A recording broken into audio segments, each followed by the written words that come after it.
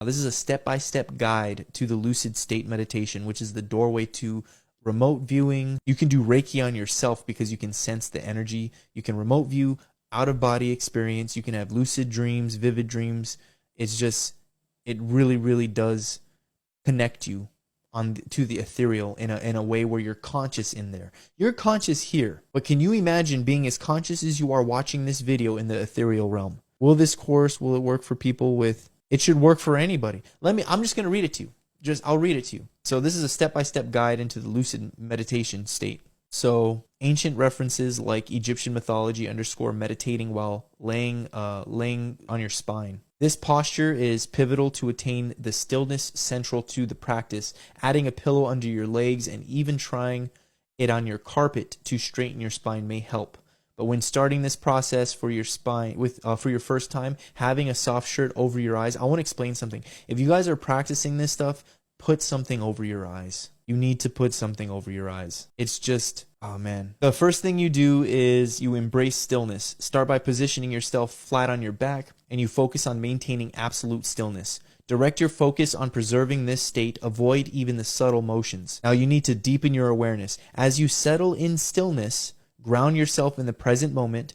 Recognize sensations such as the inexplicable impulse to swallow. I don't know what it is, but every person I work with, when they do this process of focusing on not moving, you want to like gulp for some reason. So basically what you do is you fight the impulse to swallow and you acknowledge them without succumbing. Now, I'm not sure why that is, but that's what everybody struggles with every time I teach somebody. And then now hemispherical syncing. I read this earlier. In the Monroe Institute, a technique using headphones was employed to facilitate hemispherical syncing of the brain. One ear would receive a high-frequency tone, while the other would be fed a low-frequency tone. The brain in response would produce a unique tone. Facilitating hemispherical syncing, however, for our practice is not, what is that? It's not, external devices are not required.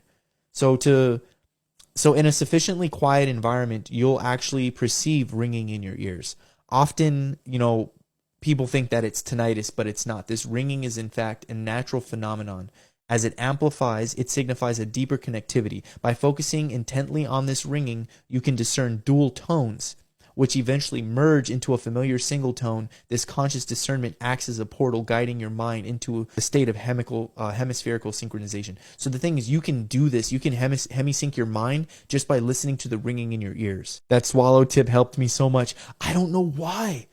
I promise you, go do this freaking meditation, the lucid meditation, and then tell me if you don't try to feel like you have to gulp. It's so weird. Like you literally feel like you have to gulp. And it's like a tick almost. Like I had Tourette's when I was a kid, like or a tick or whatever. And like I would do this thing where I'd breathe out like, I don't know why, but it's like that. And when you fight that, it's like the most uncomfortable feeling. And now this is the thing. The way now what happens with me when I fall, I don't wake up because I don't feel the fear. You know when you feel that like anxiety when you're falling to wake you up? I don't feel that now. So now every time, I'm not joking when I say this, when I fall in a dream, everything disappears and I continue to fall faster until I'm flying and I can feel wind rippling around my body and I'm traveling somewhere.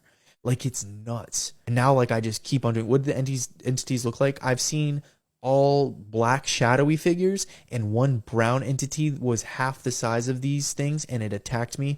And it hit me in my side and left striations under my skin. Like there was blood under my skin where it hit me. That was like the gnarliest thing I've ever physically experienced. I'm afraid to see the entities, man. I've been messed around with so many times. Like it's like whatever's gonna come is gonna come. Let it. I'm telling you, these spirits fuck with you whether you're conscious of it or not. So don't be afraid. You have nothing to be afraid of. They can't hurt you. I mean, they did physically hurt me somehow. I don't know how they did it. But regardless of that, I would welcome them to come and try to fuck with me now. This is what I do.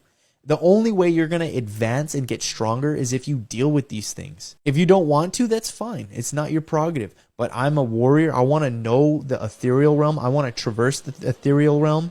And I want to be fucking strong in my inner body.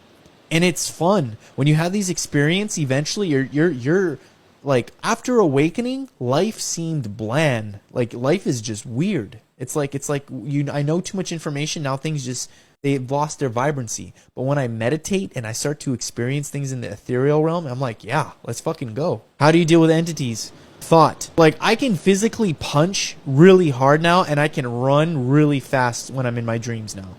But the thing is, when you try to physically hit them, sometimes it's better to use your mind, because they can physical strength isn't real, but you're trying to punch them. It's like punching like in mud, but you can use your mind to melt them. And I mean that. Like, I've melted an entity before, and I'll never forget the noise it made. And to be honest, it was a succubus. I was on, like, this is so weird to even talk about this, but I was on retention for like 6+ months, and I kept having this naked lady appear in my dream, and it was the gnarliest thing. And I'm just like, I'm like with family, I'm like, what the fuck?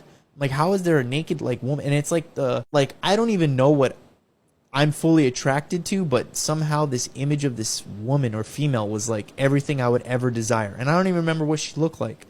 But I realized, I'm like, this is a succubus trying to seduce me in the ethereal. Like, is this really happening? Like, I didn't think these things were real. And then this one day, I like melted her in front of me, and she like shrieked. I've never had a dream like that, and I've never done something to anything like that in my dream. You have an inner guru in the astral plane? I might. I wouldn't know. I've been doing this strictly on my own, but I literally, I'll take a bunch of shrooms, and I have episodes where like I'm talking to something, man. Something's guiding me. Something's like, hey, we're going to fix your frequency. And I'm just like, all right. Like, I don't ask them questions. When I get into these realms, I shut up and I listen and I do what the fuck they say. And it's always transcending. I mean, they're not telling me to do anything bad. Like, when I ate a whole bar of shrooms.